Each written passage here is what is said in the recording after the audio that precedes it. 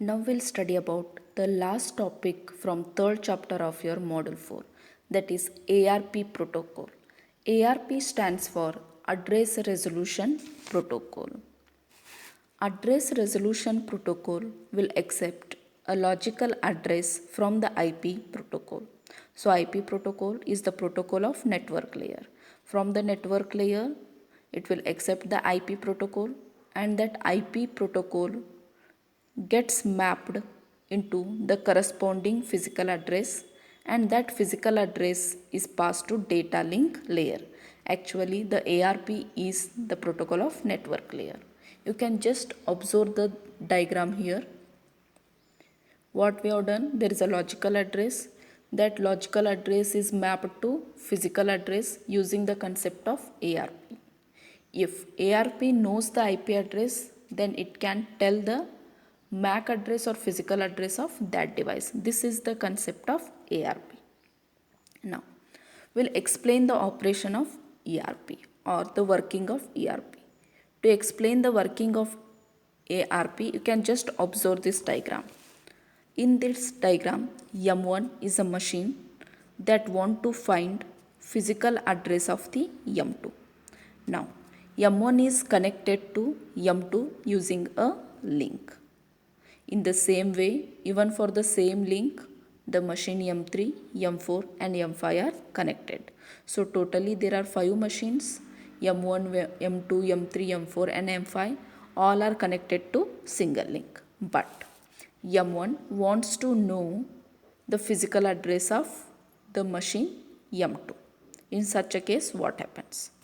So the first step is M1 sends ARP request packet to M2. Now, ARP request packet of M1 will consist of machine M1's IP address, machine M1's physical address, and M1 want to know the physical address of M2, hence it also consists of IP address of machine 2. But when ARP request packet is sent from the machine 1, that ARP request machine is not only sent to M2 machine, it is sent to all the machine that is connected to the network. Thus, the message is sent to M3, M4 and M5. When the ARP request packet is received by M3, M3 will cross-check its IP address with the IP address mentioned in the request packet. If it is not matching, then M3 will not accept the request packet. Similarly, M4, if the IP address of M4 is not matching with the address of request packet, then it will discard the packet, it will not accept. The same thing is done by machine 5. So when the request packet is reached by the machine 2, machine 2 will cross check its IP address with the IP address mentioned in the request packet. If it matches, then machine M2 will accept the request packet. Then machine M2 will send a reply.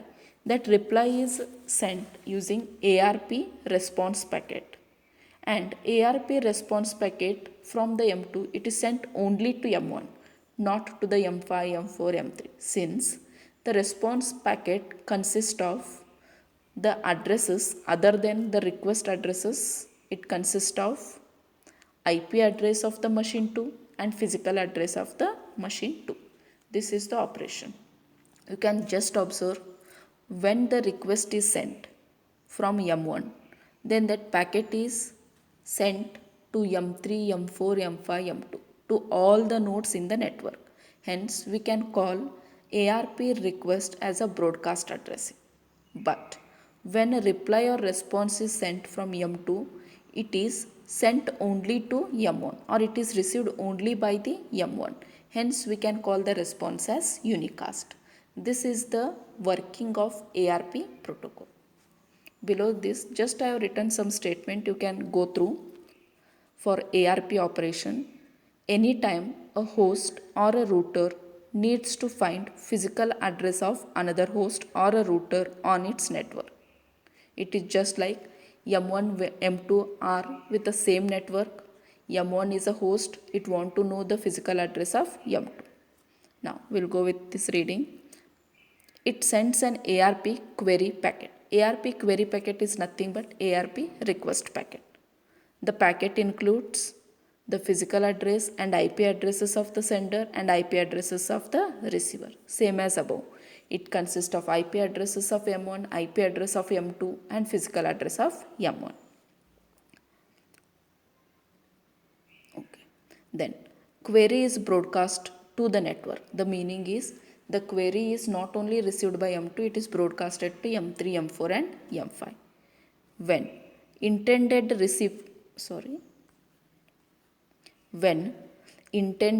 recipient recognizes its IP address. The meaning is when M2 recognizes its IP address, it sends back an response packet, that is ARP response packet, which contains the IP address and physical address of destination. The destination is M2 here. This is the working. Now we'll see about ARP packet format. You can just observe the ARP packet format. It had hardware type, protocol type, hardware length, protocol length, operations. You can just go through the diagram. We'll define one by one field wise. The first field we have is hardware type. Hardware type defines the type of the network, which means on which type of network ARP protocol is running. Then we have the protocol type field. It defines about type of the protocol, that is whether the type of the protocol is IPv4 or IPv6, on which type of the protocol ARP is running, that is defined by second field. Then you have hardware length. It tells about length of the physical address. Protocol length, it tells about length of the logical address. You have the operations request 1 and reply as a 2. The meaning is if the operation is request operation, then this field will set the value as 1.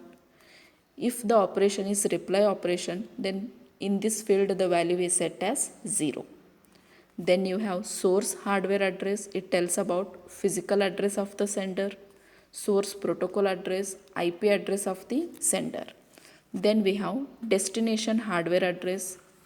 It tells about the destination's physical address, but during the request phase, the destination address will be empty. Hence, they have written it as empty in request. Then we have destination protocol address, which stands for IP address of the destination.